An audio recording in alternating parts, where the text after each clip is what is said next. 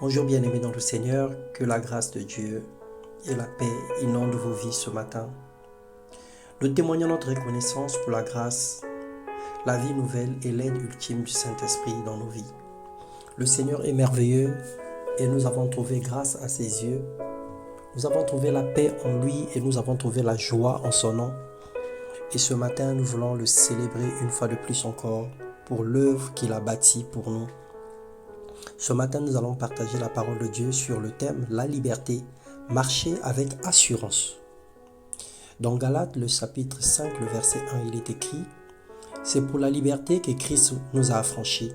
Demeurez donc fermes et ne vous laissez pas mettre de nouveau sous le joug de la servitude. » Jésus nous encourage à vivre dans la liberté, car il nous a délivrés de l'esclavage du péché, de l'esclavage de la mort spirituelle, en prenant notre place à la croix.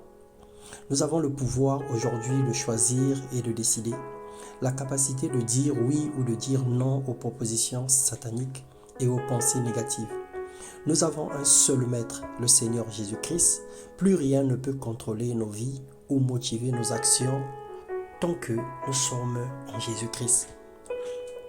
Dans le livre de Romains, le chapitre 8, le verset 32, la Bible nous dit « Lui qui n'a point épargné son propre Fils, mais qui l'a livré pour nous tous, comment ne nous donnera-t-il pas aussi toutes choses avec lui ?» Alors ce que tu crains, quelquefois, c'est ce qui t'arrive. La peur du lendemain, l'inquiétude et le souci de la vie nous rend parfois captifs ou esclaves. La question de l'après-confinement ou du lendemain nous préoccupe tellement que nous devenons quelquefois esclaves de la vie. Alors ce matin, une attitude à prendre. Remettons toutes choses entre les mains de Dieu. Rien n'échappe à son contrôle. Marchons avec assurance car nous ne sommes plus esclaves de la peur, ni esclaves de l'argent ou ni esclaves de qui que ce soit ou de matériel. Le Seigneur fait concourir toutes choses à notre bien. Il nous prouve son amour et contrôle nos vies. Il comble les vides en nous. Il n'y a pas de raison de se sentir enchaîné par un système, de marcher tête basse ou de vivre sous la peur. Alors lève les yeux vers les montagnes, implore Dieu et parle toi-même pour te justifier. Sa grâce interviendra et sa main te touchera. Du haut des cieux, il entend nos prières. Le Seigneur notre Père n'est pas un Dieu insensible. Il n'est pas un Dieu mort. Il est vivant et du haut des cieux, il nous écoute. Il sait parfaitement tout ce qui se passe sur la terre en ce moment. Il sait parfaitement bien par quoi tu passes, les difficultés que tu rencontres, les épreuves qui sont devant toi. Le Seigneur le sait. Mais nous sommes dans un terrain de combat où la victoire a été déjà acquise à la croix de Golgotha il y a plus de 2000 ans.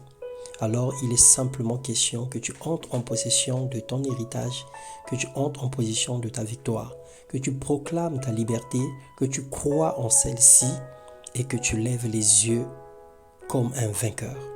Alors que le Seigneur nous bénisse, qu'il nous communique sa paix, sa grâce, qu'il nous aide à marcher tous les jours tête haute et qu'aucune situation ne nous fasse fléchir devant les œuvres de ténèbres, afin que nous ne puissions pas régner notre Dieu, afin que nous ne puissions pas reculer ou retourner à ce à quoi on avait déjà mis la croix, à ce à quoi on avait déjà mis un point final.